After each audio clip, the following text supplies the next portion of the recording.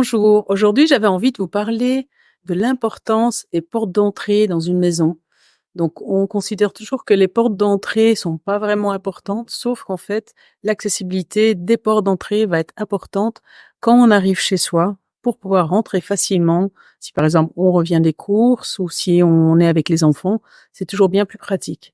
Donc vous voyez ici derrière moi, vous voyez, on a une porte d'entrée mais qui est vraiment à côté du parking de la voiture, donc et en face du garage. Donc c'est vraiment important d'en tenir compte. Afin de mieux comprendre, voici des cas pratiques.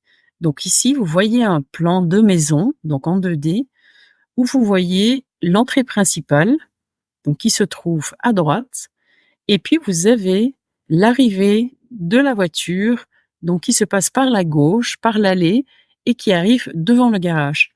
Donc là, on voit très bien que la porte d'entrée se trouve assez loin, située par rapport à votre arrivée en voiture. Donc c'est là où j'explique que justement c'est important quand on construit de vérifier où on arrive par rapport à la porte d'entrée. Parce que dans ce cas précis, les gens ils vont toujours rentrer par la cuisine chez eux dans leur maison. Donc voilà, ça c'était un premier cas que je voulais vous montrer. Voici un deuxième cas. Donc nous avons un plan en 2D d'une maison avec une allée qui arrive vers le garage. Donc ici, le garage est indépendant de la maison. Et vous avez donc, si vous souhaitez rentrer dans la maison, vers la porte principale, vous avez en fait avant, vous pouvez déjà avoir, comme ici sur le plan, la porte de cuisine.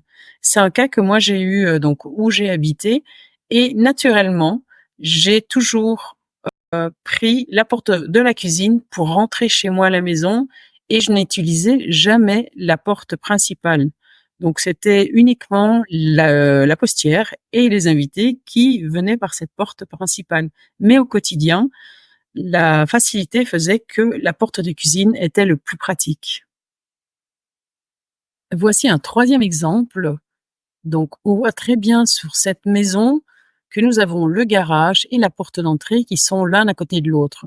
Donc ici, quand on va venir se garer avec sa voiture, eh bien on peut aussi bien rentrer par la porte d'entrée qui est vraiment facile et accessible directement depuis la voiture, mais on peut aussi, si on rentre la voiture dans le garage, naturellement, accéder à la maison par l'intérieur.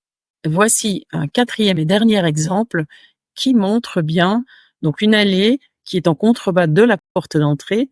Donc quand on va arriver en voiture, on va plus facilement rentrer par le garage pour rentrer dans la maison au lieu d'utiliser la porte d'entrée qui se trouve à l'étage par rapport au niveau extérieur.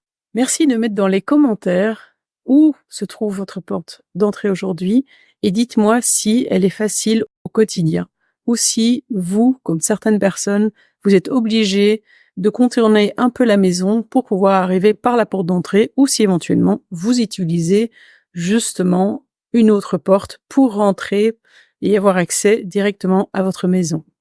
Et n'hésitez pas à cliquer sur la cloche ci-dessous pour vous abonner à ma chaîne YouTube. Merci d'avoir regardé cette vidéo et je vous dis à bientôt pour de prochains conseils.